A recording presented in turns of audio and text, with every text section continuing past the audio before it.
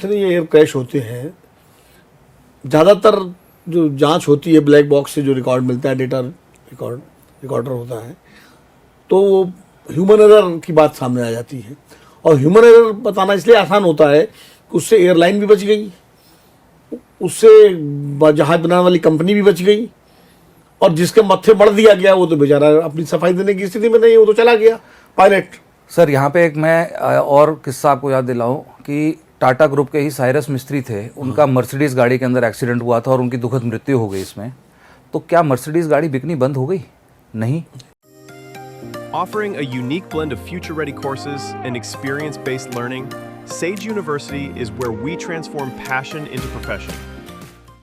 और सच सामने नहीं आया, क्या बात रही होगी कि अब हम लोग जब गाड़ी खरीदते हैं नई गाड़ी, तो हमको शोरूम वाला ये बात ही बताता है, चाहे मारुति लें चाहे मर्सिडीज़ लें, तो वो बताता है कि जी आपको सीट बेल्ट ज़रूर लगानी है। अगर आप सीट बेल्ट नहीं लगाएंगे तो एयरबैग डिप्लॉय नहीं होगा एक्सीडेंट की सिचुएशन में। तो अब रूट कॉज क्या था? गलती साइरस मिस्त्री की थी या कंपनी की थी कि एयरबैग नहीं खुले या क्या नहीं हुआ? लेकिन वो तो नहीं हुआ, सच सामने नहीं आया कि मर्सिडीज़ को कोई उसकी साख पे नहीं हुआ। अब विमान की अगर आते हैं तो बोइंग या एयरबस जैसी इतनी पावरफुल है, जिसकी कंपनियां, जिनकी लॉबी इतनी तगड़ी है, वो सच बिल्कुल सामने नहीं आने देंगे सर कि उनके विमान की कोई कमी है। और बोइंग के ही एक विसल ब्लोअर का आपको किस्सा पता होगा कि उसने बोइंग के खिलाफ, अपनी कंपनी के खिलाफ पूरी आवाज़ उठाई कि ये स्पूरियस पार्ट लगा रहे हैं, ठीक तरह से नहीं काम कर रहे हैं और विमान के अंदर इतनी दिक्कतें आ रही हैं। तो जिस दिन उसकी पेशी थी या उस पेशी से कुछ दिन पहले उसको मृत पाया गया कार पार्किंग लॉट के अंदर, जिसको कहते हैं कि उसने सुसाइड कर लिया। अब वो सुसाइड क्यों करेगा? बोइंग जैसी इतनी बड़ी कंपनी है, सैबोटेज तो कुछ भी कर, यह भी अमेरिका में उसका पूरी इंक्वायरी हो रही थी, तो पूरा किस्सा। तो मेरा कहना ये है कि असल में शायद कंपनियां ये भी सोचती होंगी कि जैसे अगर इस तरह की कोई बात आ गई और उनकी कमी पाई गई तो उनका मार्केट तो जब डाउन होगा शेयर प्राइस पहले ही डाउन हो जाएगा, बिल्कुल खत्म हो जाएगा। और अमेरिका जैसी लॉबी है तो वो डेफिनेटली नहीं चाहेगी कि कभी सामने आए। तो मैं अपने जो मित्रों से बात कर रहा था, उन लोगों ने भी यही बोला कि सबसे बड़ी बात यह है कि हमारे यहाँ पे जितनी भी एविएशन एक्सीडेंट की इन्वेस्टिगेशन करने वाले हैं, वो लोग इतने केपेबल हैं ही नहीं। आप उस सब को छोड़िए, हमारा डीजीसी है, उसमें बाबू लोग ही ज़्यादा बैठे हैं, उसमें टेक्निकल आदमी ना के बराबर हैं।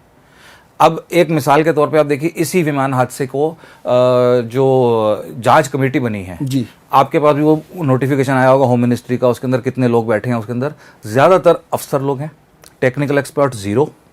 अब अफसर लोगों की क्या असाइनमेंट दिया जाएगा उनको कि भैया आपने इंश्योर करना है कि सरकार के ऊपर किसी तरह की आंच ना आए। वो तो बेचारे वही करेंगे। उनसे एविएशन का एक छोटा सा सवाल भी पूछ लिया जाए तो उनके पास कोई जवाब नहीं होगा, बिकॉज उनके पास एक्सपीरियंस नहीं है। वो तो इस तरह के है कि कॉमा फुल स्टॉप ठीक से लगा है कि नहीं रिपोर्ट के अंदर, वो ये चीज़ देखेंगे। अभी तो ब्लैक बॉक्स कहते नहीं खुला है उसका, ये मजाक है, इससे बड़ा मजाक कुछ नहीं हो सकता। हम सब ने इस विमान के चित्र देखे हैं। और यहाँ मैं एक चीज़ और बता दूँ कि हर विमान में 2 ब्लैक बॉक्स होते हैं। एक होता है कॉकपिट वॉइस रिकॉर्डर जो आगे होता है, और एक होता है फ्लाइट डेटा रिकॉर्डर जो कि पीछे की तरह होता है, टेल पे। एक नोज पे होता है, एक टेल पे होता है। तो विमान में चलिए कहते हैं आग लग गई, सब कुछ हो गया, लेकिन उस ब्लैक बॉक्स को इतना मजबूत बनाया जाता है कि आग, पानी, तूफान से उसको कोई फर्क नहीं पड़ता, हमेशा सुरक्षित रहता है। उसके अंदर का डेटा बिल्कुल ठीक रहता है। अब तमाम फोटोज हैं जहां इस विमान की टेल बिल्कुल सुरक्षित है। तो ये कहना कि उसका बेकार हो गया, ब्लैक बॉक्स खराब हो गया, उसको खुलने में टाइम लग रहा है, हमारे देश के अंदर दावा ये किया जाता है सर कि हमारे पास इतनी बढ़िया फॉरेंसिक लैब है, हम किसी भी तरह की हार्ड डिस्क जो जल गई या टूट गई सब कुछ उसमें से डेटा निकाल लेंगे। अब चाहेंगे तो आप कुछ भी कर सकते हैं। अगर इस केस के अंदर आपने उस ब्लैक बॉक्स को अमेरिका क्यों भेजा? आप अपने आप को कॉन्ट्राडिक्ट कर रहे हैं। क्यों ऐसा कर रहे हैं? इसका मतलब आप इक्विप्ड नहीं है। तो इतने करोड़ों रुपए आपने लगा दिए, करदाता का पैसा लगा के इतनी बड़ी बड़ी लैब निकाल दी। तो मैं किसी सरकार को दोष नहीं दे रहा हूं सर, मैं फिर से बोल दूं, ये इतने सालों से होता है, सिस्टम की बात है।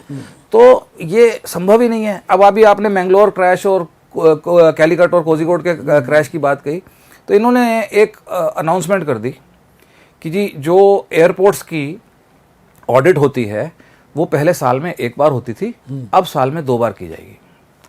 सर मैं समझता हूँ हमारे देश में शायद करीब 147 एयरपोर्ट्स हैं, पूरे एयरपोर्ट। अगर उनकी हमको साल में 2 बार ऑडिट करना है तो ऑडिट करने का मतलब होगा 294 बार ऑडिट होगा। 294 बार ऑडिट अगर होगा तो एक ऑडिट को होने में 2 से 3 दिन लगते हैं। तो क्या हमारे सिविल एविएशन विभाग के पास इतनी मैन पावर से मतलब क्वालिफाइड मैन पावर है जो जिसको कहते हैं कि ऑडिट को कंप्लीट कर सके? तब तो ये फायदा ऐसी अनाउंसमेंट करने का। ऐसी अनाउंसमेंट करने का तो क्या फायदा? तो मेरा फिर से यही कहना है कि सच सामने मुझे नहीं लगता कि आएगा। आपको लगेगा कि मैं बहुत होपलेस बातें कर रहा हूं। मैं होपलेस बात नहीं कर रहा, मैं इसलिए कह रहा हूं कि सच अगर सामने आए तो ऐसा नज़ीर बने कि आगे से ऐसा कुछ ना हो। हम जब भी कोई हादसे की इन्वेस्टिगेशन होती है, खासकर विमान हादसे की, तो हमें ये बात बहुत ज़रूरी है कि हम किसी पर आरोप नहीं लगाएं। हम ऐसा काम करें कि ये हादसे दोबारा ना हो और हादसे से बचा जाए और इतना जान माल का नुकसान ना हो। अगर आप ये वीडियो YouTube पर देख रहे हैं तो हमारे चैनल को सब्सक्राइब कर बेल आइकन दबाएं और Facebook पर देख रहे हैं तो हमारे पेज को लाइक करें।